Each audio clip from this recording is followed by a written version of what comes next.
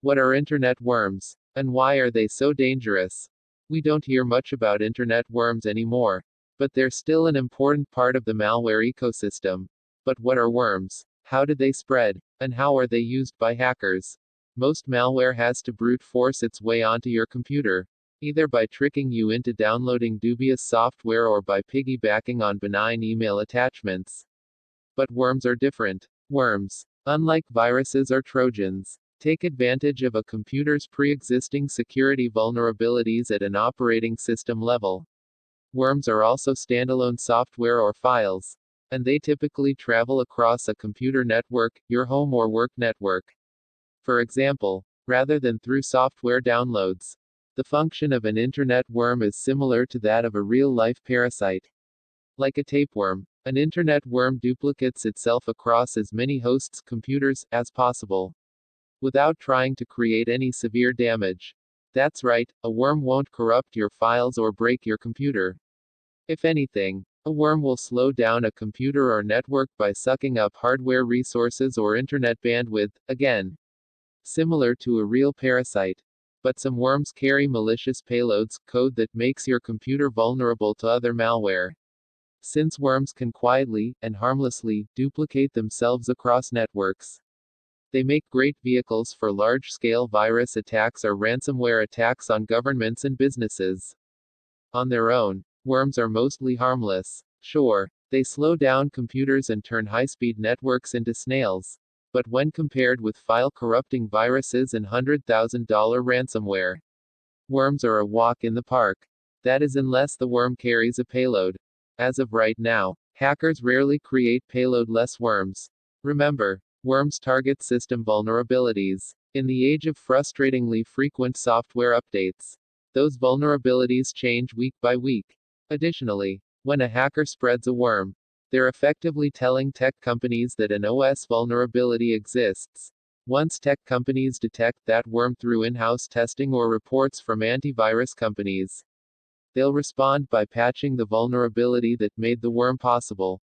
So instead of wasting a perfectly good system vulnerability on a crappy worm, modern hackers like to focus their efforts on large-scale payload attacks. The 2004 MyDoom worm, as an example, contained a rat payload, which allowed hackers to access infected computers remotely. Since worms travel across networks, these hackers gained access to a ton of different computers, and they used this access to perform a DDoS attack on the SCO Group website. In the past, when system vulnerabilities were common, and updates came infrequently, payload-less worms were prevalent. These worms were easy to create, fun for novice hackers to deploy, and they usually just slowed down computers to frustrate average users. And while some of these worms, like the Morris worm, were created to raise awareness about software vulnerabilities, they still had the unintended effect of slowing down computers. In theory, worms should be harder to avoid than most other malware.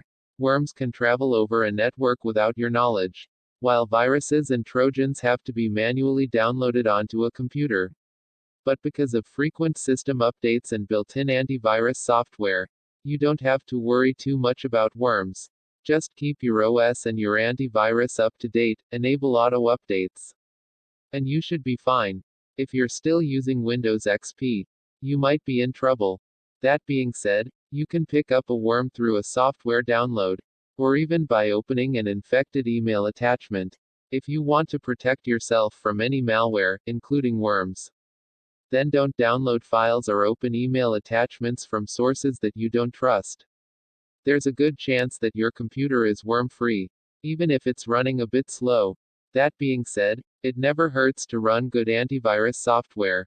Windows PCs come with reliable antivirus software called Windows Defender. It can automatically scan your PC for viruses, but it's worth running a manual scan if you want some peace of mind. If you want to bring out the big deworming guns, then try a third-party antivirus software, like Kaspersky or Malwarebytes. These programs are used and trusted by businesses, and they're sure to find any worms that are too sneaky for Windows Defender. Sure, hackers can create malware that slips past antivirus software, but hackers rarely waste that malware on small fries.